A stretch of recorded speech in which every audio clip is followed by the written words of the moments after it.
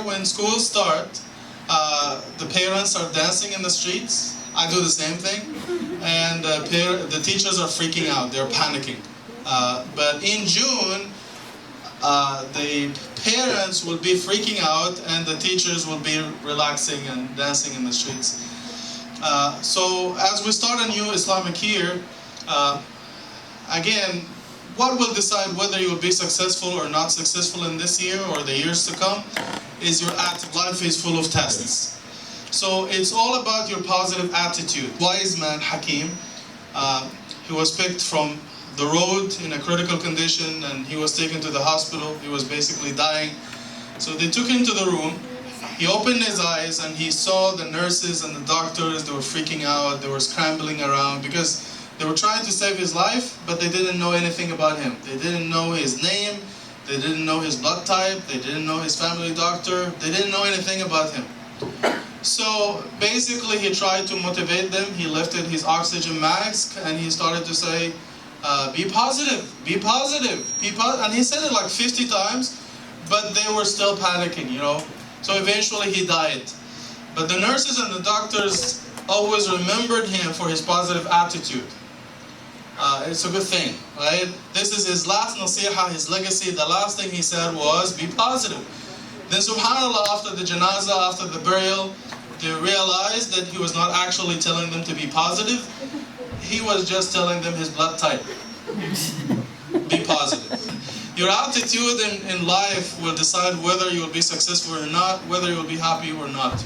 I remember when I came in Ramadan, I told you the story about, as a farmer, I was born and raised a farmer, and I stayed in the farm for 20 years or more, and I was working every day in the farm. And so basically, it was very tough back then. We didn't have any iPads, we didn't have any iPhones, we didn't actually have a phone in the house. We didn't. We didn't have a computer. We only had one TV that I grew up with. It was black and white. My dad probably bought it in the 1960s, and it stayed with us for the next 40 years. So we either watched TV together, me and my siblings, or we played together. We didn't have any toys in the village, so we made them with mud, and we used to put them in the oven to burn them and to play with them. We played a lot of tag, a lot of tic-tac-toes and all that stuff, and we played a lot of soccer and swimming and all these things. But we had to walk, like, personally I had to walk like 1 hour to school. We didn't have a school in the village. We had to walk 1 hour one way, another hour the other way. And I just come and I eat a little bit. And it was not like fancy food or biryani or anything, just some cheese, some peppers, some milk, and that's it. We go to work in the farm for the next 4, 5, 6 hours. We come back, we do a little bit of homework, and we go to sleep, and the next morning we do the same thing.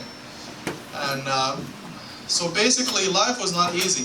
The first time I saw a computer was probably in first year of college. And we had a lot of time, as I said, to play and spend time with our family and friends. So basically, back then, I always told myself, because as I mentioned, in Ramadan, I was the first educated person in the history of my family. And my dad was always against me going to school. So he was always telling me to drop out and go work with them in the farm and everything. And we had a big land, we have animals in the village, we still do. We had buffaloes, horses, cows, donkeys, everything, and the ducks and geese. So basically, every year he was telling me to drop out and go and work with him in the school. And my mom was telling me to just study, go to school, and I'm gonna work on your behalf in the farm, just go and finish your education. And she told me, she didn't go to school herself, but she told me, you will either become something or nothing. You will decide. So again, it comes back to the attitude, the story I mentioned in Ramadan, the bee and the fly. Do you remember what I said, Noura? The bee and the fly, they are flying in the village, in the farm. So what do they see? Everything. Then the fly chooses to land on garbage, and the bee chooses to land on flowers. This is how many of us react to life. If You are positive, you will go to the roses and the flowers, you see positiveness around you. If you are like the fly, you will just land on the garbage and you keep whining and complaining. There's this hadith in Muslim Imam Ahmad. The Prophet ﷺ visited a man, a Bedouin, and the man was very sick, and Rasulullah said, Shifa inshallah, Allah will give you shifa. You see how the man responded? What do you mean shifa? What are you talking about? This sickness will destroy me, I will die. And the Prophet ﷺ said, okay, if this is what you want, this is what you'll get. And eventually the man died. The Prophet ﷺ promised him with shifa, but all he saw was sickness and dying, and Rasulullah said, okay, you will get what you want. Another narration, an authentic hadith also, a man, a beggar, passed by Rasulullah in a gathering, and he asked for sadaqah from Rasulullah. And the only thing that Rasulullah had in his pocket was just one date, one nice date from Medina. He offered it to the guy, and the guy was like, what is this, one date? And he left it, and he left. A few minutes later, another beggar came, and he asked for one date, and Rasulullah gave it to him. And the man was literally dancing in the street. He was so happy, a date from the hand of Rasulullah, and he appreciated it, he was so happy, he was so thankful. And the Prophet ﷺ said, for your positive attitude, because you're so grateful, he asked one of his Sahaba to go to his house and bring 40 dirham for him, 40 silver coins, and he gave them to him. The other guy, he didn't get anything, right? So it all comes down to attitude. The last thing I will say, as Sister Farina said, I just came from Hajj, and the people in my group, some people had the positive attitude, we are here, mashallah, I've been saving for so long, I've been looking forward to this is the place Rasulullah lived, and he walked in the streets, and this is where the Quran came down, this is where the Sahaba lived their lives, this is where Bilal was tortured, this is where the Quran came down, and other people, the weather is so horrible. Imam, aapke saath koi mushkil hai? Like, what do I have to do with the weather? I didn't make it. Imam, the Imam's voice in the haram is so horrible. Like, why do you blame this on me? I try to run away from what I call the energy suckers. They keep complaining, and they ruin their Hajj experience because they were always looking for negative things. Oh, this is bad, this is ugly, this is that. Some guy is snoring, in the other floor. Come on, guys, they keep complaining and whining. They keep complaining and whining. And this is why I unfriend some people on Facebook.